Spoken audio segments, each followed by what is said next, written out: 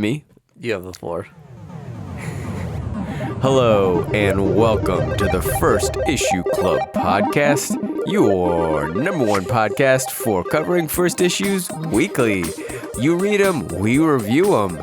In the club today, we have Mike D. Hi. Greg. Hi. And me, Budget King. Come here every week to get your best news, the best comic info, and the best comic book podcast experience you can on the earth. I think ragweed has helped your baritone in your voice. That was a sultry intro. Oh, did you like it? Yeah. So Budget King sounds different. That's me, because my nose is stopped up with snot and has been for the last 3 months or 3 weeks, maybe. I don't know. So for someone who has never really suffered from allergies, I really don't know your pain, but Caitlin suffers from, I think, every allergy that you can suffer from, and it looks just terrible. It's not as bad as you think. I've had worse. Like gout. You've suffered from gout? No, I could imagine gout. Okay, I thought I had gout, but I didn't. I just had a sore foot. Yeah. Anyway, this week we are covering. And we're not here to talk about allergies. Yeah. True. Thanks for anybody out there suffering from allergies, Shout out I to feel you. your pain. Yeah. I got you. Zyrtec, all my Zyrtec homies, all my Claritin D homies. Oh, buy the generic. Yeah, Please for tell sure. me you're buying for the sure, generic. buy the generic. You fucking Unless you're rich, then go ahead and buy the name brand, I guess. Claritin is not a variant. Okay. So back to the comic books we're covering. Hard Case, which is a crime imprint On Titan Comics. Titan Comics, called Gun Honey, which got a lot of hype. We're excited to talk about it. And then we're covering a DC book called Deathstroke Inc., which Deathstroke's back. You thought he was dead, but he ain't. Shocker. And now he's got his whole book. And the book, surprising, ain't bad. So we'll get into it. So says you. Yeah. Oh, hot takes coming out already. Let's hit him off with the news. Let's bust some news on him. So this is a comic book podcast where we occasionally talk about news. Did you know there is a comic book that got almost instantly supported on Kickstarter called The Motherfucking Fucker? We have to start a Kickstarter. Come on. It's that easy now to get funded. Who's it by? It's a wrestling romance at its finest. I wasn't familiar with the author, actually. Okay, but it got funded super quickly. And the artwork looks cool. And I think, I just want to shout out a book called The Motherfucking Fucker, and that it's a wrestling book, and more power to him. So that's my big news hit there. When you say the artwork looks cool, do you mean shitty?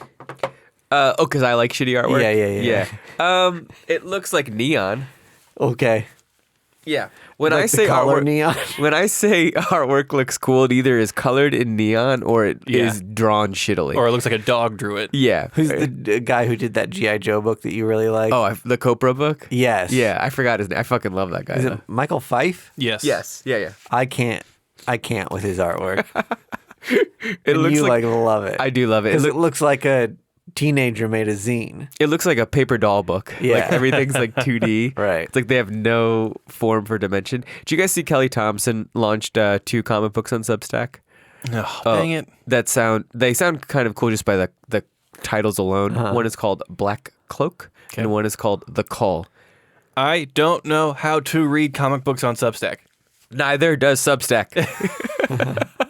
I'm excited for her. I know that, when they get those deals, they get buku bucks. So when I see an author I like release stuff on Substack, that's rad. Good for them. But I just don't know how me as a consumer and a comic book fan are supposed to get amped up about this unless there's going to be printed editions of it sometime soon. But I mean, it's just give me a break.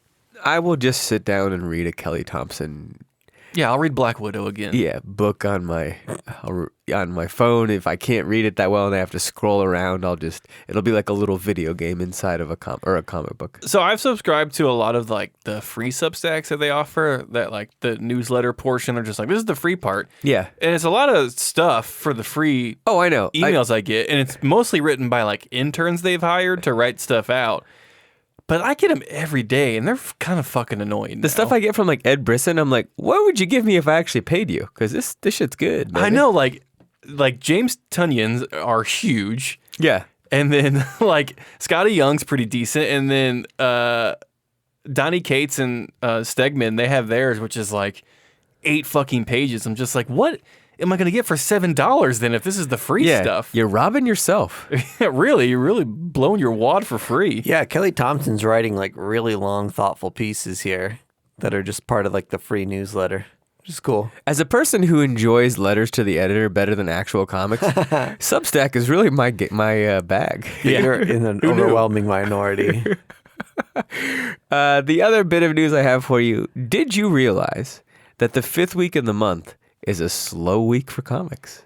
Is that like universally known, or is that just think about something it. you've noticed? Yeah. Take two fucking seconds and just like use your brain to think just about fucking think about it. No. When you think about if a Wednesday, if there's a month that has a 5th Wednesday, it gets everything off the order because you can plan for 4. But when there's the 5, you have to like fill it in a weird way. So that's why the 5th Wednesdays are always super slow. Okay. Right. You're telling me that DC didn't know that Deathstroke Incorporated was going to be on the 5th week? The 5th Wednesday of the month? They may have known. Yeah, I think they planned that. And so there was, and no shit on this publisher, but there was 4 Scalp #1s that we skipped over to cover this book. And, it was just a normal Wednesday for them. Yeah, and a Behemoth. Yeah, Scout and Behemoth, they're just like, oh fuck, I don't even give a shit. Just put it out. It's on the napkin. Sure, go. Yeah. What else do we got? So that's my big news for you. 5th week, kind of slow, but not slow for us because I don't hate Deathstroke. You guys may. That'll be a fun conversation then. Let's get into it. Let's get into Deathstroke then. Yeah. Okay. Deathstroke Incorporated is the name of this new book, and in this we find by Williamson and Porter, just so everyone knows. We give proper props to the creative team. By Josh Williamson, which is important because he's going to be writing Batman. He wrote a fuck ton of Flash recently. And Robin, and so anything that happens here could go mainline DC, and it probably will. Sure. So it has the potential to be big stuff. So if you are sleeping on 5th week Wednesday, you're dumb. Way to get more audience members. You're an idiot. You're a complete imbecile. You may have thought Deathstroke was dead. You may not have cared. You may have thought he was Deadpool. Just old man Deadpool. I don't know anything about Deathstroke, and it showed because when I read this comic, I didn't know what was happening and why it was happening and why there were so many acronyms in this book. Okay, so trust is a new thing. So you didn't have to know that acronym. Basics of this book is Deathstroke was a bad guy. Maybe you only know him from the video game. Batman Arkham Knights or no, whatever? No, the one where you fight each other a lot. Injustice? Injustice. Okay. Maybe you only know him there because he's a pretty strong character. Sure. But he's a bad guy. He's a bad. And here he's doing good work, and he's doing really good work for an organization called Trust. He's doing good work. He's doing really good work. Really good work. With Black Canary, who can scream. What is this review right now? That's the essence of this issue, though. Can you doubt it? Black Canary, bit of a screamer.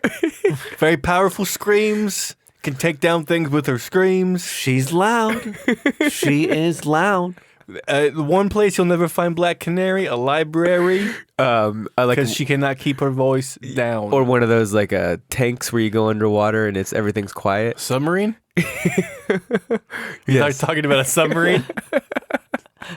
Sinking casket. Yeah, the old sinking casket.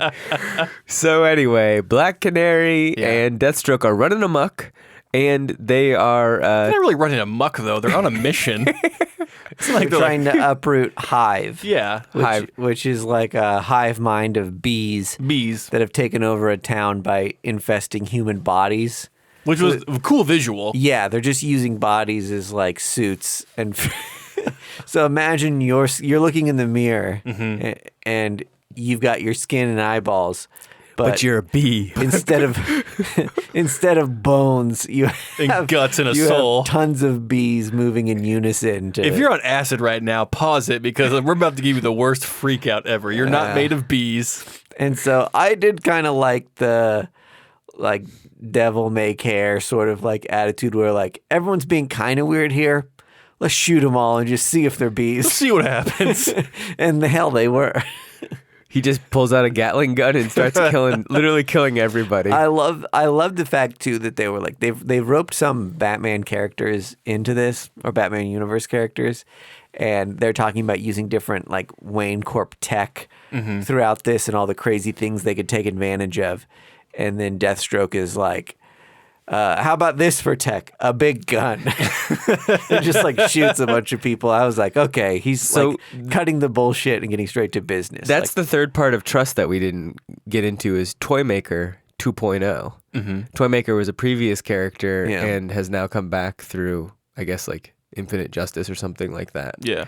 And he just uses gadgets and like drone strikes and things like that, but is using a lot of Batman tech. Right.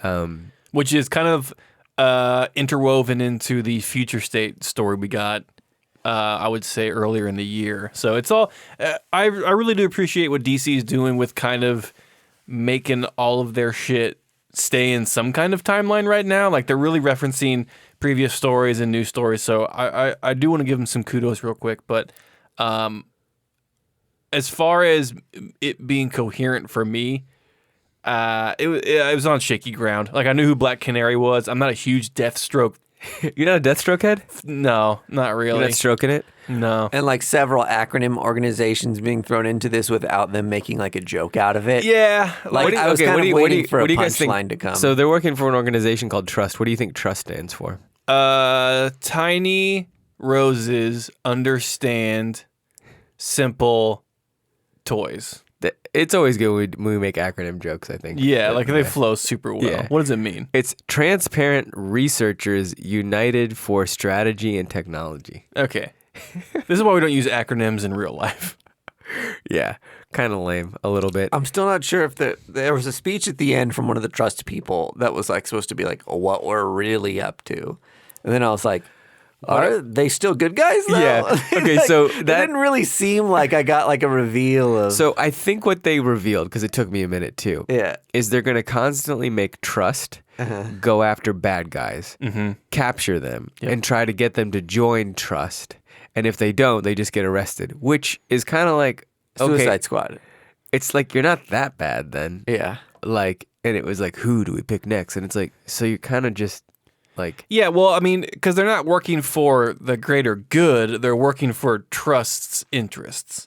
So basically, they're going around and picking random villains, and they're like, well, if you won't work for Trust, then we'll just, you're just being held here for whatever reason. But we never got like any sort of end game. Like, does Trust want like to take over the world? I would assume because some kind of domination. As long as they're just taking down bad guys, like who cares if they recruit more bad guys towards their cause and turn them into good guys? Yeah. Yeah, we don't know their end game though, but Black Canary wants to find out, and that's her driving force. Yeah. However, Deathstroke's driving force is the same narrative construct as the movie Bucket List. Is that with Morgan Freeman? Yes, I believe so. Is he dying? He is dying. And no, he's not, though. He said he was joking. Oh, I thought Deathstroke was dying. No, he made a joke. He's not actually dying. He goes, I'm dying. No, I'm kidding. I've never been healthier. Oh, okay, cool. I skipped the panel. I fell for it. I didn't skip it, but I just read it wrong. Deathstroke's not dying. He just wants to do good. He wants to make good in his life. Yeah, I think he kind of went on this monologue of just like, I've played the good side, I've played the bad side. Like, I've never really stuck to, the good side long enough. So I want to just give it the old college try and see what happens. Where it's just like, okay, well, it's kind of. You're gonna go back to the bad side anyway. So what does it? It's kind of like a guy who's like, yeah, I've done it. I've done some of the other stuff. I've had missionary sex. Now I'm going Browntown. I'm gonna eat ass. it's just like that. I gotta eat ass, I guess, before I die. All the kids are doing it. I would never do that. Ever. No offense. To all our ass eaters out there. I mean, it's just what you do when you've done it all. I mean, I'd give it a shot. it's in so many rap songs that you're just like, are people really doing this? Yeah. Oh, Is yeah. it that commonplace? Yeah. And do you like douche your ass before you do it? No, it just tastes like chocolate sauce. No. So there's a cleaning process to it. I would hope so. Yeah. Sometimes No. there isn't. I mean, if that's what you're into. Sometimes you're just into the feces and you just go for it. There's no way that's part of this. The feces is not part of it. There's no feces included. How did this get into this area right now? I'm just saying the amount of prep work to do like this kink. It's a lot of work. Yeah.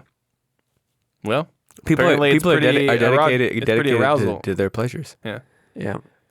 Deathstroke, we should ask him. Yeah. He's like, I don't even 69. I don't want my nose down there. Let alone my tongue. I straight up just gobble ass.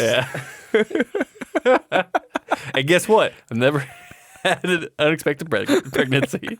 No sex, no boner, just me, Just chowing down on some beehole. me, tongue, ass. Just a napkin tied around my neck and a fork and a knife, and I'll just. I straight up stopped eating. I'm on an all I ass get all my diet. nutrients from that. I'm a human centipede. I don't have to be strapped to it. Yeah, I just have all my lovers just eating green beans and tofu. I'm actually vegan now. All right, that's a fun Yep. little Those segment. are some BH jokes. Man, I can't wait to see A, who edits this, and B, how much actually makes it. Not it. It's me. All right, and into gun honey. All right. I love that transition. Okay, well, that was a tire fire. Let's move on to the next tire fire. I don't think there's a lot to say about Deathstroke Inc. Like, honestly. And I No. love Joshua Williamson, and the Robin book right now is one of my favorite superhero titles. So I'm excited for him to do Batman. If I wasn't familiar with him and I read Deathstroke Inc. and knew he was coming to do Batman, I would be a little worried. But since I know his other body of work, like I'm fine. I feel confident. He's an awesome fucking writer. Sure. I think there was just something with this character. I that's think like it's a- not for I me. didn't hate this book. I thought it was like high level action, like it was almost like Point Break. Like it just was like kind of like epically crazy at some points. Sure. And it wasn't like Deadpool crazy. It was just like fun action, which I kind of like. Well, and Deathstroke isn't really like a Deadpool sort of character, Yeah, he's not like fourth wall breaking or zany. but I just like hate his goatee, and he just looks like a piece of shit, and I never identified with him. DC's grumpiest character, I think, is how they build him. Is it? That's funny. Are people into grumpy, like as a thing, like as a dwarf, I guess? Like people stand grumpy. Yeah, I'm Grumpcore. Actually, you know what? There is like people who are just like lean into like, oh, I'm just an asshole. Well, like, Yeah. that's my personality. I'm an a asshole. real. Some people say I'm a real softy, but I put out an asshole vibe. Yeah, like those people probably like love grumpy. I just say what's on my mind. Fuck you if you say that. If you ever say that phrase, fuck you. I don't have a filter. You know what I mean? I don't have a filter. Yeah, I just gotta say it. Yeah. Just being honest. All right, let's get to Gun Honey. Gun Honey is on, as we mentioned, Titan Comics, their imprint hard case, I didn't know this, but Stephen King, big fan of hard case. Huge fan. Huge fan. He loves the crime that happens in hard case, apparently. His quote is on there. Somehow they went to the home of Stephen King and they said, give me a quote, and he said, fine. You've made it all this way. Well, and Titan bought some like old crime noir books that they kind of reinvigorated as a part of this. So they brought over some like dudes in their 60s and 70s who've been reading crime noir comics forever. Like Miss Tree is one of those things, and that's still a hard case book. So they've kind of got a built-in old head audience with this. So the author of this is a crime writing novelist. yes, And the co-author writes like Korean nonfiction, actually. Oh, cool. about Korean fashion and things like that. So that's one aspect about this book that we have. Basically, Black Widow character who is a gun dealer. This book had hype because it's already in production for a show. It's kind of a short run series. People kind of like these. Like it's like almost the Ed Brubaker B Team. Totally. Like if you want to get your fix over there. So this was, it probably had the most hyped. It was the most hyped independent book. Yeah, and it was actually helped out with the spec world because it's actually already going to its third printing, if you can believe it. Because Adam Hughes did a pretty sultry cover that people are going ape shit over. Which you ordered. I did order it because I love Adam Hughes. I think he's an amazing artist. I just want to, since the audience didn't get to hear this conversation, we can kind of redo it. That book has nipple on it. And then you say... Yeah, I said I didn't see any nipple because I wasn't looking for it. Oh, okay. BS. And then I zoomed in. And Hey, what's this? This is my fucking BS detector. Oh no, is it going off? Big time. Oh, shit. Well, I'll say this: it wasn't as explicit as some of the sexy covers we've been seeing come out of Vault lately. It's a good point, actually. This book was hornier than it needed to be. Like, I get the fact that Well, think of the audience, though. these crime caper books are like classically camp, but it was a little over the top. Mm-hmm. I didn't like it. It took me out of the story, which was otherwise good. I would agree with that, actually. I get that, like, part of her danger and part of like the con that she sets up is that she's so sexy that it gets her into places. Mm-hmm. And I understand that part, but in the next scene... I've lived that part. Sure. In the next scene, when she's basically having like a business meeting, like she doesn't need a blouse that like somehow has a deep enough V to show her belly button. It was just like, what is this shirt? I'm like, who would buy this? It's called fashion, Grandpa. It's like so insane. It was like, yeah, maybe cool in like 1991. Like no one would wear anything like that now. I'm always using my good looks in meetings to get deals done. So Great. I relate to Yeah, so you see yourself as kind of like a gun honey. Like you really related to this character. Yeah. So Yeah, but her thing is that she doesn't look like a super spy. She's got great skills. She goes in and she plants the things. Yeah. I don't know if she strictly plants the things or she's just good about like getting things to people. Yeah, but she's a gun smuggler. she's like Nick Cage from Warmonger. Yeah. No, Yeah. you're right, though. Yeah. Like, someone needs a weapon, she knows how to get it into places. yeah. So she's a gunsmith, or not a gunsmith. The start of the book is great. When you realize like what's happening and how she's incorporated. Yeah. Like that's a really I fun actually reveal. really enjoyed the book, except for the sex stuff. And then actually, I didn't like we've established her now as the hero, and she's gonna go in and start working for us. I liked all the like mystery of who she was before we got to that point. Right. But it's a 4-part limited series, which I'm kind of like, okay, fine. Like I don't Like, what can they get done in 4 issues? Here's the thing. No one gives a fuck. Nobody cares because it's like you read this and you're like, this would be a cool show. Like I would watch this show. Yeah. If this is on TNT, I'm watching it. Totally, yeah. If it's on TBS, FX? no way. Not on TBS. It's not very funny. If If it's it's TNT, right after Longmire, this is like the shit you watch. FX for sure is Hell an yeah. auto watch. Your dad is going to watch Gun Honey. Oh, for sure, yeah. Your dad's gonna secret jack off at night to Gun Honey. Yeah, I wish my wife was fucking Gun Honey. Secret jack off at night. I can't wait to secret jack off later. I can't wait till my wife falls asleep. Like it's normally not a secret. Like I'm gonna make a show of it. I'm going to close the door so they don't know what I'm doing. Hey, babe, I'm heading downstairs to jerk off for 5. Some couples have I get the J.C. Penney's catalog.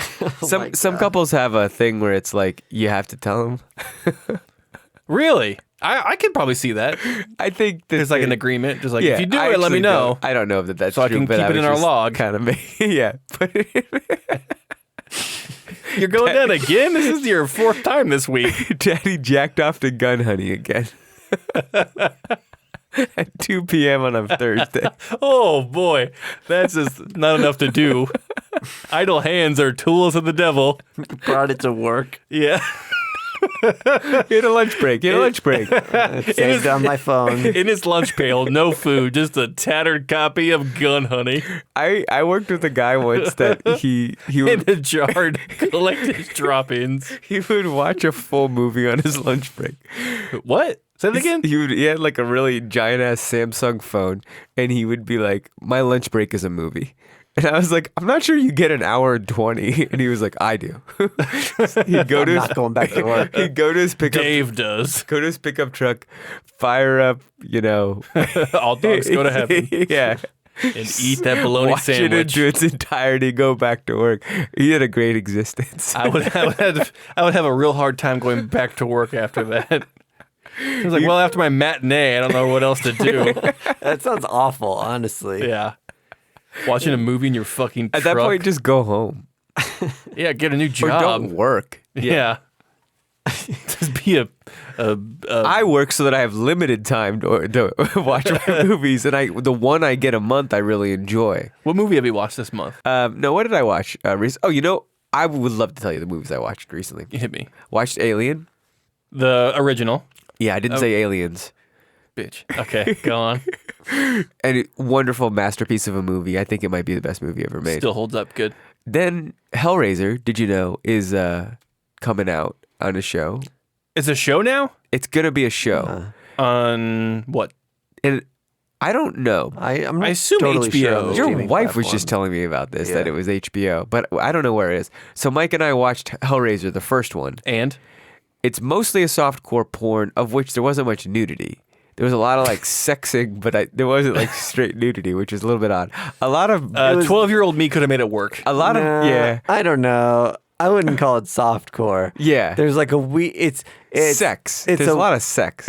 There's a horny vibe for how many people are like don't have skin.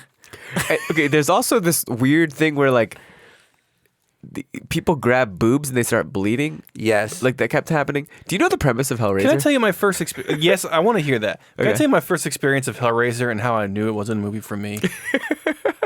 I was a kid, and I saw the Todd McFarlane Hellraiser action figures. Yeah. And I said, no, thank you. A pinhead. This is in live action? No, like every one of the Yeah. demons Yeah. had their own toy. And I was like, Hey, absolutely okay. no. First of all, good job knowing there's multiple demons. That was way more than Mike and I knew before we went into Yeah, this. that's true. Yeah. We went in so blind. We knew. I was like, "Where the fuck is Pinhead?" Yeah. I thought he was gonna be like Jason. Like I thought he throughout was the too. entire movie. Yeah. So the premise is essentially there's a box. That It's like Pandora's box. yes. Greg, do you know more about Hellraiser? than- No, seriously, like I haven't watched it, but I've looked up the But I Wikipedia. have studied it. No, seriously, the Wikipedia and like all the images on Google, I'll look at it and I'm like, I can't watch this. Okay. There's no fucking way. So it's literally they play with the box and like they have to die. Or they have to like be tortured so much that it's pleasurable. I think am I getting that right? Can I have a question? I have a question. Did Yeah. you watch the movie? We did. Yeah, we definitely watched it. We were organizing comics. Oh, there you go. But like it's also not a movie you just sit and watch. Like you have to be doing something else. These toys aren't cheap. Skinless Julius, $45. Well, I mean, They're skin's classics. gone, Yeah.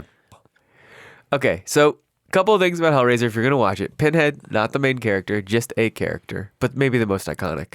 I mean, you would assume he is like the lead character with how much he is a part of the branding. Maybe he becomes more I think he might be the leader of the demons, but he's not in the movie much, sure. if at all. I mean, Well, he's like the final boss. He Yeah. comes in at the end. he maybe gets like I would say 5 minutes tops of screen time. Now, okay, so are they demons from hell? I believe so. I only know this because of the word Hellraiser. Yeah, they at a minimum fuck with hell. Yeah, they definitely. So fuck with they're hell. from the realm of hell. So there is like a devil character. They're not like devil. They're like demons of There was torture. no devil, right? They are. No, they But are- like a devil exists. Their whole thing is like embracing pleasure and like in pain Yeah. or something. So you seek them out. Yeah. Once you open the box, it's like the key for them to find you and make you part of this like Collective. like feeling the most extreme pleasure pain you've ever felt. And so they basically like rip your skin off, do awful things to you. Guess how many movies there are in the Hellraiser? I franchise? think there's like 6. 10. Oh my God. So the first one was just pretty fucking cool to see how they handled all the practical effects. Yes. For anything, it's worth a watch just for that. So much goo and glob Yes. and blood blob. Things being played in reverse that Yeah. like make it look like skin and flesh is like forming onto like things. Ugh. It was really cool. It was cool. Yeah. So But 10? You need 10 of them? I'm here for all of them. Yeah, we're gonna watch all of them. I actually, This seems like such a fun thing to like see the outtakes and photos of them like hanging out on set. Yeah. Just like people torn apart and they're just like shooting the shit. Is there a blooper reel? so yeah, maybe I'm sure there's a Hellraiser comic. Oh, there is. Yeah, there are. Yeah. Okay. So this is mostly a review of Hellraiser, but 2 other books. Gun Honey is here because of the spec. Yeah. Right. You know That's what I mean? why we're covering I it. never would have bought this book. Right. It's the 5th week. Yeah. It is optioned for a TV show and an Adam Hughes cover that blew the fucking doors off. Yeah. That is in its 3rd printing on the day it came out. Totally. That's how you know this is a spec-fueled book. That's cool. Hey man, comics, man. Dude, comics, bro.